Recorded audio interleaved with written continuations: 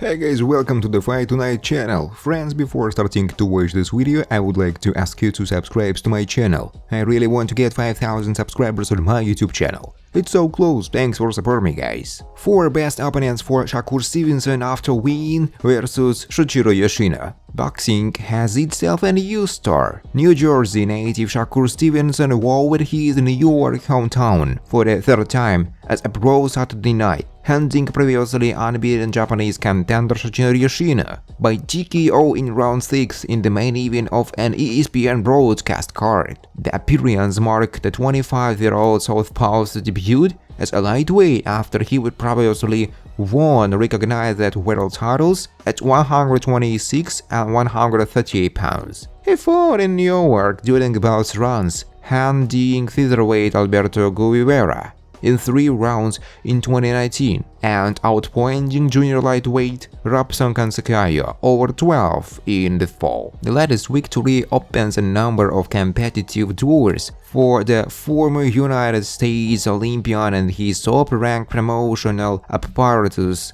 which will no doubt seek to maximize his exposure with high-profile opponents and events. The BR Combat team scanned the horizon for fighters who fit one or both bills and compiled a list of the 4 most worthwhile options for Stevenson's immediate and long-term future. Take a look at what we came up with and drop a take or 2 of your own in the comments.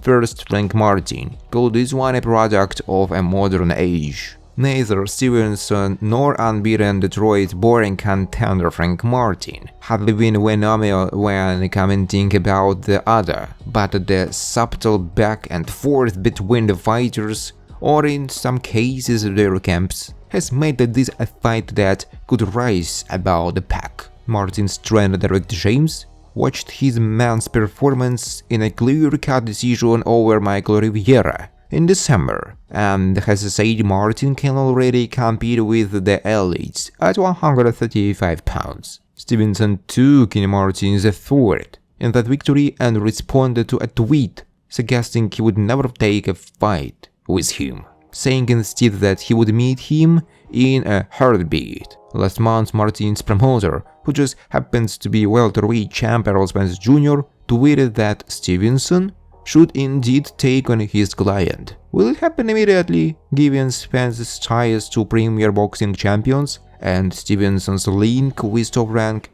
Maybe not, but file it away as an intriguing wild card. The second, Devin Haney. And now we move to the super fight category.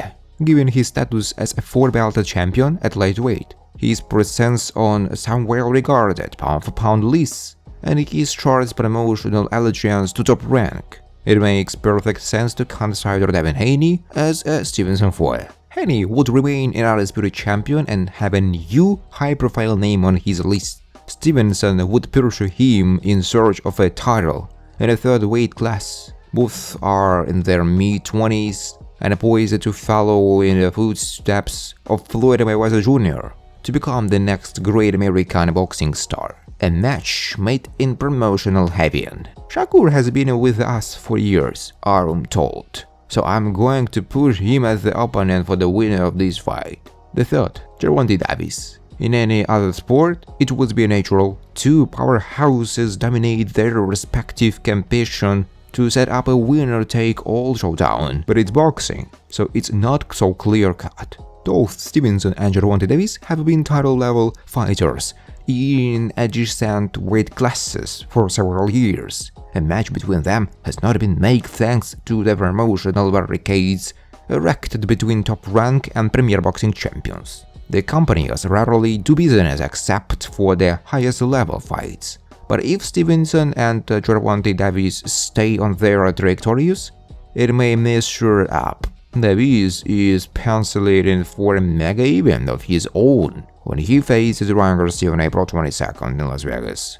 A victory would have left him and Stevenson as the 3 biggest unbeaten dominoes still standing in the 135-pound landscape, and both have expressed a significant interest in taking the other's zero, with Davis saying he dominated past sparring sessions and Stevenson all but guaranteeing victory. "This dude knows he can't beat me," he said. What's next for Devin Haney? Currently, it appears as though that the sky is the limit for the dream, and he does not appear interested in a rematch, although he made the 135-pound limit without difficulty, and thus the window is still open for significant fights at lightweight for Haney. The aforementioned Stevenson and Davies loom at lightweight, and Haney expressed an interest in fighting them both. In fact, Stevenson and Haney apparently exchanged words in the ring. "I'll let him know that I'm #1, and he said, for now." Haney said at the post-fight press conference,